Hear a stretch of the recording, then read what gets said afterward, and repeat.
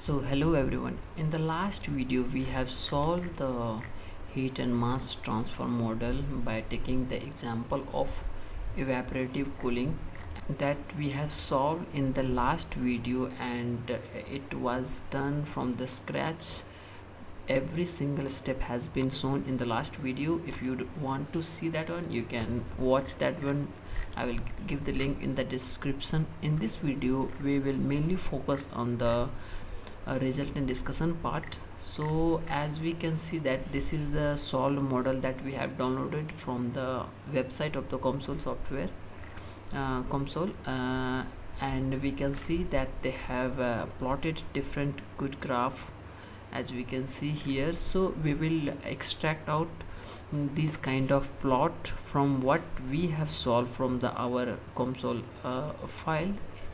As we know that last time we have solved for only two study steps, study 1 and study 2. Anyhow, it's just for the tutorial purpose, so no need of study 3. Okay, so first thing we can see here, there is a few derived value like average water temperature, amount of water that is evaporated, and again average water temperature. These two are two things. One in one there is a inclusion of exclusion of no latent heat, like there is no latent heat, and another one they have considered the latent heat. In our case there is only one latent heat, inclusion of latent heat. There is no latent heat study we have done. So we will measure the average water temperature. So let's see how we can do that one. So this is our result. Now go to the derived. As we can see, we don't have any derived value right now, so just simply right click on it, and we need an average value. It will be the volume average. Why? Because the glass of is filled with the hot water, so we need to take the average value of that one. So let me describe the unit of the temperature. It should be the degree C, and it will be in the domain 3. Okay, so and this average value should be from the study 3, study 2, that is latent heat. If we evaluate this one, okay, now we can have the average value at every time interval. Okay, once we have evaluated this, it automatically got tabulated in the table form. So now we can see that this average moisture temperature got in the table form. So we can write down here average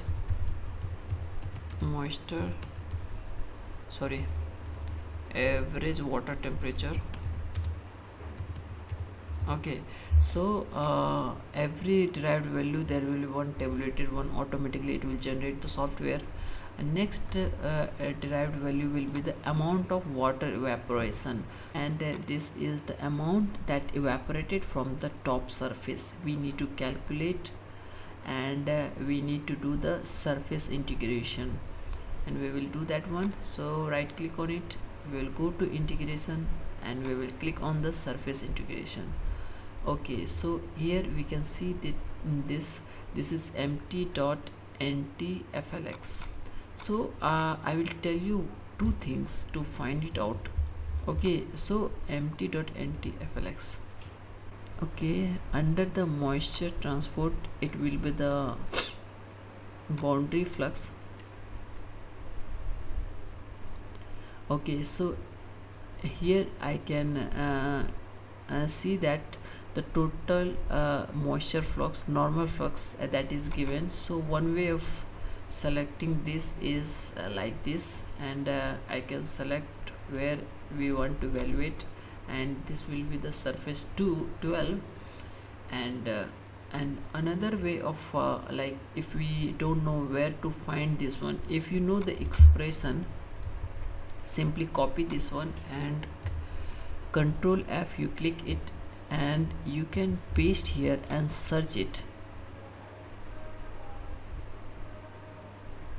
Just wait. Now we can see wherever this value was used in our simulation, it was listed out here, and we can see that this value is under the tables. So as we can also it find out if we simply if I will double click on this, it will directly take us the where it is. So this I can let me show you. This is the normal total moisture flux, and this is their name and its expression. So this is the one of the way to find out if you are unable to find the what this expression where I can look for. Okay, so when doing the evaluation, it is showing 00. Why? Because a data set is at this one, so we need to change the study to. Now if we evaluate,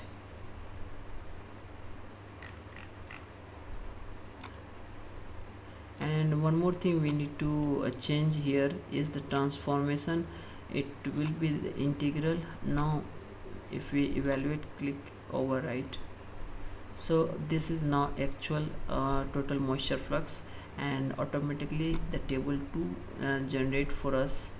So these two they have evaluated the average moisture average water temperature and amount of evaporated water. So these two we have calculated. Now under the result section, we can see that average water temperature over time, this table graph. We can also generate that graph here. As we know that average water temperature, we have got it from the volume integration. Okay, so here we can see that the table graph, once you will click it, it will directly take us create a 1D plot, and with the table graph we can rename this one as I will take it from here, average water temperature over time. Okay, so this is our plot. It is not actually it should be, there is something wrong in the physics we have mentioned.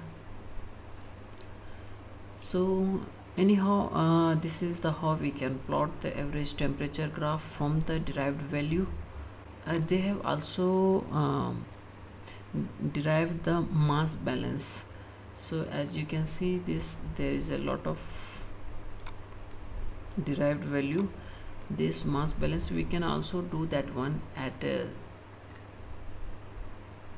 go to the derived value, and under this global evaluation, in this we will go to this, and we have to see the mass balance. So it will be the in moisture, as we can see mass balance. First we is the total mass source, we will check in, and we need to add few more things. Go to the mass again, mass balance, and total accumulated moisture rate. Like this you need to add the all the. Okay, so I have added 3, and remaining 2 you can find by just Control F, and you just find out where it is. So I have added this, and once you click on evaluate, it will create a table number 3, and again we need to plot this one. So it will generate in a single plot. Let me show you how it will look like. So this is the how they have plotted. So I will also show how we can plot this one. Simply go to this table graph and create it, and name this mass balance.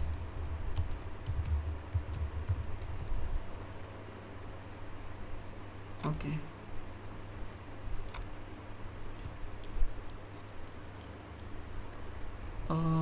something is missing.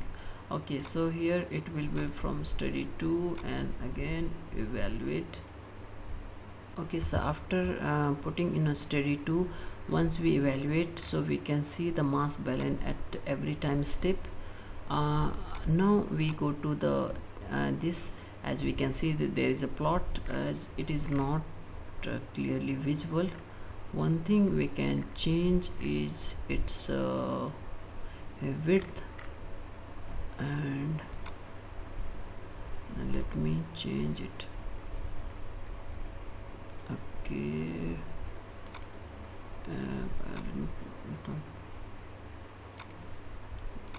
So as now we can see this, we have plotted nice mass balance graph.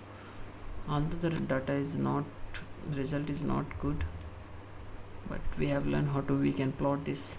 Another thing, we can plot this moisture. So we need to plot one cross section, let me see. Okay, so we need to plot one cut plane and other things for exterior wall cut plane. So by choosing this, we can plot various type of result.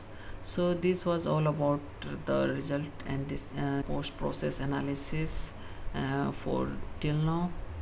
I hope you have understand the heat and mass transfer model, and if you have any doubt or if you find any mistake while simulation, you may comment down below so I can further rectify that one.